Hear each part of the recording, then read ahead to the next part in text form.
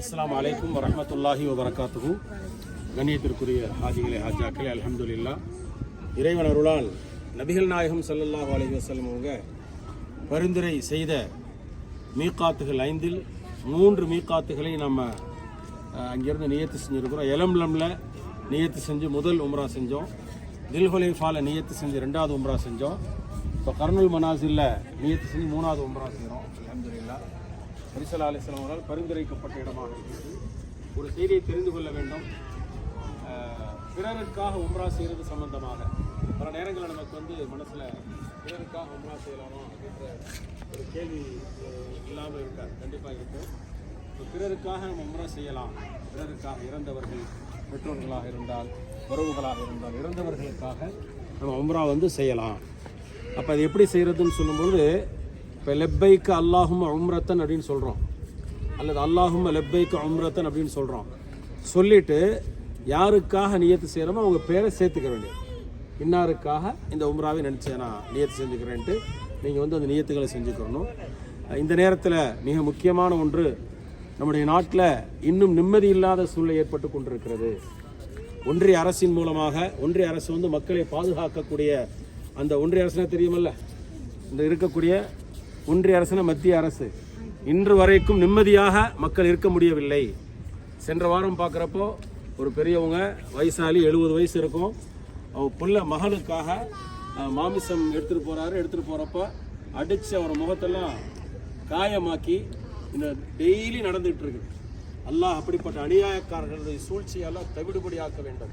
அநியாயக்காரர்களை அல்லாஹ் அவருக்கு தக்க பாடம் புகட்ட வேண்டும் என்று துவா செய்து கொள்வோம். ஏன்னா இன்னும் வரைக்கும் அவங்க திருந்தலை. இவ்வளோ அல்லாஹ் தண்டனை கொடுத்தும் திருந்தலை. அல்லாட்ட நம்ம துவா செய்வோம். யாரெல்லாம் அநியாயக்கார ஆட்சியாளர்களுக்கு எங்களை அவருடைய ஆபத்தை விட்டும் அந்த அநியாயத்தை விட்டும் எங்களை பாதுகாப்பாயாக, இந்த மக்களை பாதுகாப்பாயாக, குறிப்பாக பெண்களை பாதுகாப்பாயாக என்ற துஆவை அல்லாஹ்விடத்தில் செய்ய வேண்டும். சீக்கிரமாக இந்த ஆட்சியை அல்லாஹ் அகற்றி விடுவாயாக என்று துஆ செய்வோம்.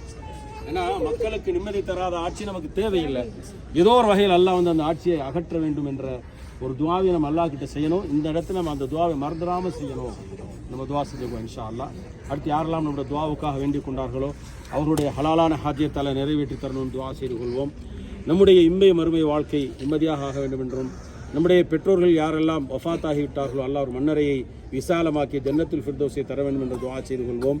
எந்த பெற்றோர்கள் ஹயாத்தாக இருக்கிறாங்களோ அல்லாஹ் அவர்களுக்கு சரீர சுகத்தை கொடுத்து, நீண்டால் நிறைந்த பர்க்கத்தை கொடுத்து, நோய் இல்லாத வாழ்வு, குறைவில்லாத செல்வத்தை தர வேண்டும் என்றும், நம்முடைய பிள்ளைகளை சாலிஹான பிள்ளைகள் அல்லாஹ் ஆக்கி அருள வேண்டும் என்ற துஆவையும், இந்த உலகத்தினுடைய கடைசி நேரத்தில் லா இலாஹ இல்லல்லாஹ் என்ற கலிமாவோடு மரணிக்கக்கூடிய பாக்கியத்தை அல்லாஹ்விடத்தில் பெற்றுக்கொள்ள வேண்டும்.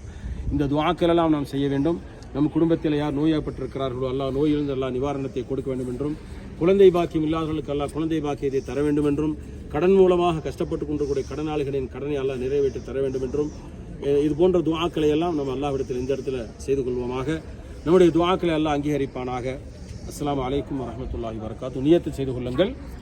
அல்லாஹும்ம லப்பைக உம்ரத்தன், அல்லாஹும்ம லப்பைக உம்ரத்தன், அல்லாஹும்ம இன்னி உரீதுல் உம்ரத ஃபயஸ்ஸிர்ஹா லீ வதகப்பல்ஹா மின்னி.